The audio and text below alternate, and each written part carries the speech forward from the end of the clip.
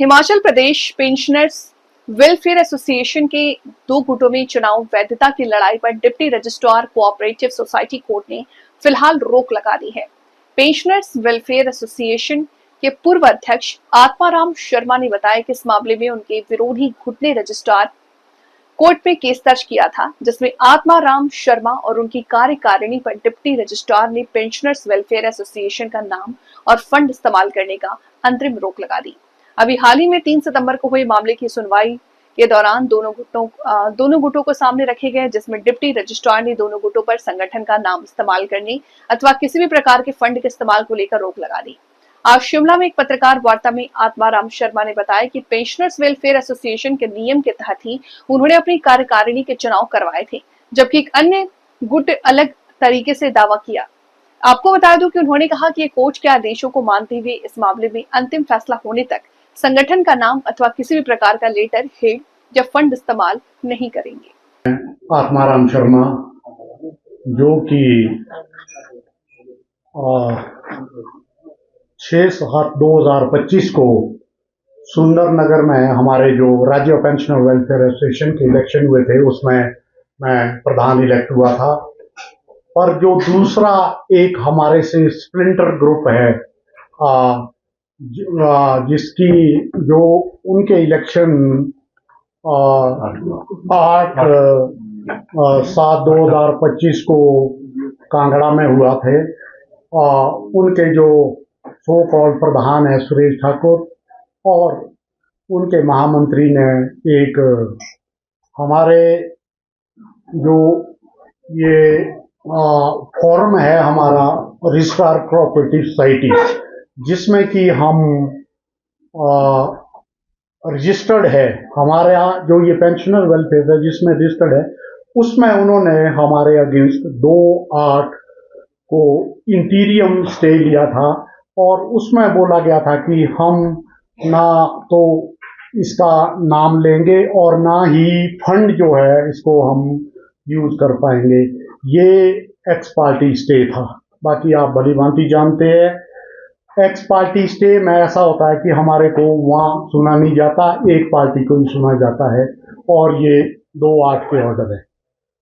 Pensioner welfare association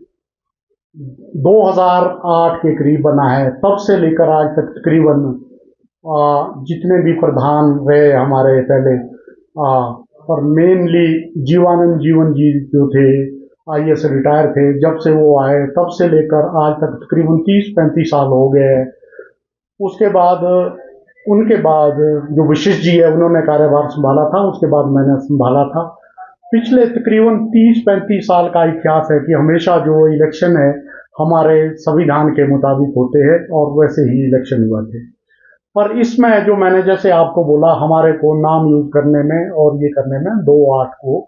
माननीय deputy registrar जो है उन्होंने एक्स पार्टी स्टे दिया था। उसके बाद हमारे मित्र लोग पीछे उन्होंने प्रेस कॉन्फ्रेंस की, आप लोग भी उपस्थित थे 1 महीने पहले, और मैंने उस टाइम भी प्रेस के माध्यम से बोला था कि ये जो ऑर्डर है ये इंटीरियम ऑर्डर है और ये फाइनल ऑर्डर नहीं है, और ये जो ऑर्डर हुए हैं बगैर हमारे को सुने हुए हैं। इसमें हमने माननीय जो डिप्टी रजिस्ट्रार है, रजिस्ट्रार के सामने हमने एक तो अर्लिंग हियरिंग की एप्लीकेशन रखी,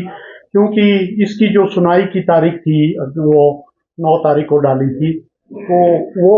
अर्लिंग हियरिंग की हमारी एप्लीकेशन उन्होंने एक्सेप्ट की, और उसमें हमारे को जो है इन्होंने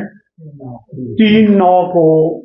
बुलाया। उसमें वो दूसरी पार्टी भी उपस्थित थे, उनके वकील भी उपस्थित थे, हमारे वकील भी उपस्थित थे, और 3/9 को जब हमारी सुनवाई भी हुई और उनकी सुनवाई भी हुई, उसमें जो माननीय डिप्टी रजिस्ट्रार ने, इसकी कॉपियां है पीछे भी है, मैं आपको भी दे रहा हूं, इसमें एक ऑर्डर जो किया है नक्शल में, इस ऑर्डर में ये है कि जो वो लोग हैं उन्होंने हमारे को बोला था कि हम during the pendency of this जो है केस है, हम अपने एसोसिएशन का नाम और फंड यूज नहीं करेंगे। तो सिमिलरली इसमें भी ऑर्डर हुए हैं ये जो ऑर्डर है इसमें however since the general meeting under which the petitioner claims to have been elected also appears prima facie irregular, it is further directed that the petitioner shall during the pendency of the proceeding likewise remain restrained from using the name and funds of society। तो ये जो order है उनके तो इंटीरियम order थे, x party थे, पर जो ये ऑर्डर हुए हैं इसमें उनके वकील मिस्टर धौलटा जी थे, वो भी उपस्थित थे, वो लोग भी थे, हम भी थे। तो इसमें ये सिमिलर ऑर्डर ये है कि ये जो पिटिशनर है, पिटिशनर वो है सुरेश ठाकुर और भूपराम जी, ये भी आने वाले दिनों में जब तक इस केस का फाइनल डिसीजन नहीं हो सकता, ये भी जो है पेंशनर का नाम यूज नहीं करेंगे और ना ही ये फंड यूज करेंगे।